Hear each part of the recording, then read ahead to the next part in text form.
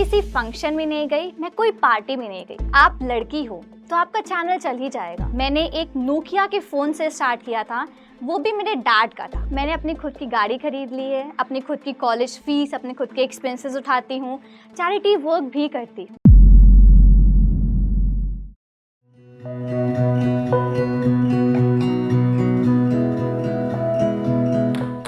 Hello everyone, मेरा नाम शांभवी गुप्ता है। मैं फ़िलहाल 21 साल की हूँ। मैं कानपुर उत्तर प्रदेश की रहने वाली हूँ और अपने बीटेक के 3rd ईयर में हूँ।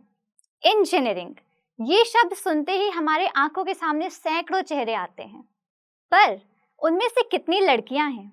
शायद एक या दो। एक ऐसी ही फील्ड में आज मुझे one of the youngest data science educators in India के नाम से जाना जाता है। फर्क ये नहीं पड़ता है कि आप किस फील्ड को बिलोंग करते हो, आप किस जेंडर के हो। फर्क ये पड़ता है आपने उस काम को कितनी मेहनत, कितनी लगन और खुद पर कितना विश्वास है आपका। हाँ, पर ये विश्वास होना बहुत ज़रूरी है, क्योंकि जब आप दुनिया के बनाए हुए नियमों से ऊपर उठते हो तो बहुत सारे लोग होते हैं जो कि आपको नीचे घसीटने के लिए पूरी कोशिश करते हैं। तो उस समय आपका खुद पर विश्वास होना बहुत ज़रूरी है। 4 अक्टूबर 2020 मैंने स्टार्ट किया अपना YouTube channel fun with data science. शुरुआत में बहुत ही एक इंट्रोवर्ट लड़की थी। अगर मैं बात करूं अपनी क्लास 7th की, तो मैं अपने क्लास 7th में फेल हो गई थी। मेरे मॉम डैड को बुला करके स्कूल से बेइज्जत करके मुझे बाहर निकाल दिया गया। आगे आया मेरा क्लास 12th। मैंने IIT JEE की प्रिपरेशन करी, 40+ एग्जाम्स में वापस से फेल हो गई। इससे ये चीज़ तो बहुत साफ प्रूव हो रही थी, ना तो मैं पढ़ने में बहुत अच्छी हूँ और ना ही मैं कोई करिकुलर एक्टिविटीज़ में ज़्यादा अच्छी थी। अब मुझे बनाना था एक यूट्यूब चैनल। शुरुआत हुई यहाँ से मेरे यूट्यूब चैनल की। पढ़ाती क्या मैं यूट्यूब चैनल पे, जब मैं पढ़ने में ही खुद इतनी अच्छी नहीं थी। मैंने स्टार्ट की अपनी डेटा साइंस की पढ़ाई। एक स्टार्टअप से मिनिमल कॉस्ट 1200 या 1500 का मेरा एक कोर्स था, वो मैंने खरीद लिया। उसको पढ़ने का तरीका ये था कि मैं रोज 1 घंटे उस कोर्स को पढ़ती थी, अगले 4 घंटे उस कोर्स को प्रैक्टिस करना, आसपास के रिसोर्सेज से, उसमें किस वेबसाइट से, किस पर्टिकुलर बुक से, उसके आसपास की सारी चीज़ों को पढ़ती थी।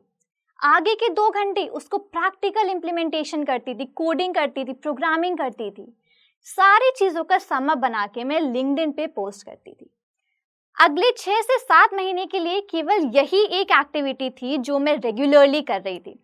मेरी स्टडीज़ अलग थी, मेरे दूसरे काम अलग थे। मुझे 7 घंटे अपनी डेटा साइंस की पढ़ाई में देने ही थे। धीमे धीमे चैनल ग्रो हुआ, सोशल मीडिया पे प्रमोट किया। मैं किसी रिलेटिव की शादी में नहीं गई, मैं किसी फंक्शन में नहीं गई, मैं कोई पार्टी में नहीं गई, क्योंकि मेरा काम ही मेरा एंटरटेनमेंट, मेरा काम ही मेरा कॉन्सर्ट, मेरा काम ही मेरा सब कुछ है। लोग आएंगे तो कमेंट्स भी आएंगे। अब कमेंट्स किस तरीके के आने लगे? आप लड़की हो तो आपका चैनल चल ही जाएगा। लोग वहाँ नॉलेज नहीं, आपकी शक्ल को देखने आएंगे। इन कमेंट्स से डिमोटिवेट नहीं होना होता है। फर्क ये पड़ता है कि आपने उसको कितनी मेहनत से किया है। और वहाँ पर मेरी चीज़ों पे कोई फ़र्क नहीं पड़ रहा था, क्योंकि मुझे अपना चेहरा दिखा के नहीं, अपनी मेहनत और अपनी नॉलेज से मुझे अपना यहाँ पे इस चीज़ को पूरा करना था।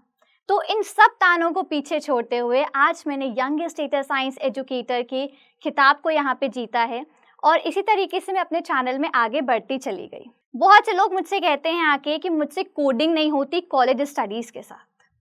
भाई साहब, मैं एक साथ 7 कंपनीज में काम करती हूँ, रेगुलर कॉलेज अटेंड करती हूँ, ऑल ओवर इंडिया वर्कशॉप्स करती हूँ, यूट्यूब पे वीडियोस बनाती हूँ, लाइव जाती हूँ, और फिर भी मेरे पास समय होता है।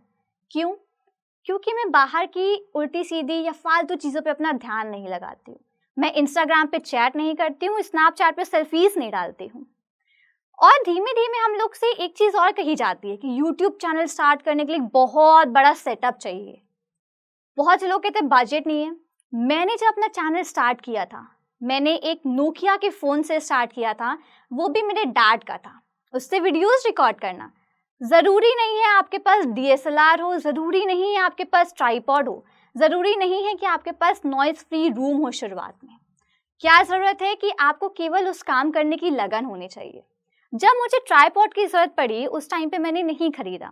ज़रूरत नहीं थी उस टाइम पे, तो मैंने किया क्या, ईंटों को सधा करके बीच में सेल्फी स्टैंड को खड़ा कर दिया। वो बन गया मेरा ट्राइपॉड। रात को 12 बजने के बाद जब सब शांत हो जाता था, बिल्कुल शोर नहीं होता था, तब मैं अपने रूम का फैन, एसी, गेट सब बंद करके मई जून की गर्मी में अपने वीडियोस रिकॉर्ड करती थी। मेरा एक बहुत हैपनिंग कॉलेज है, तो उसमें हर हफ्ते कोई ना कोई सेलिब्रिटी आना होता है, कोई ना कोई आता रहता है, बहुत फंक्शंस होते रहते हैं। जब मेरे कलीग्स रात रात भर कॉन्सर्ट्स अटेंड करते थे, जब मेरे कलीग्स रात रात भर इंस्टा पे चैट करते थे, तब मैं अपनी वीडियोस रिकॉर्ड करती थी। क्योंकि अगर आपको आसमान छूना है तो ज़मीन तो छोड़नी पड़ेगी बॉस।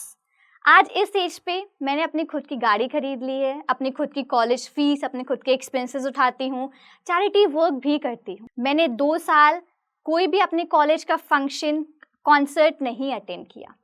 अब धीमे धीमे चीज़ें आगे बढ़ी, धीमे धीमे मुझे इंटरनेशनल ऑफर्स आने लगे। इस समय मैं international top edtech company Udemy में एज अ इंस्ट्रक्टर वर्क करती हूँ, जहाँ पे मैंने 60,000 से ज़्यादा स्टूडेंट्स को ट्रेन किया है 173 कंट्रीज़ में। यहाँ पे जितनी भी लड़कियाँ हैं, मेरे सबको एक एडवाइस है, कभी किसी फील्ड को ये मत देखो कि ये फील्ड किसके लिए बनी है या कैसी इसमें स्कोप है।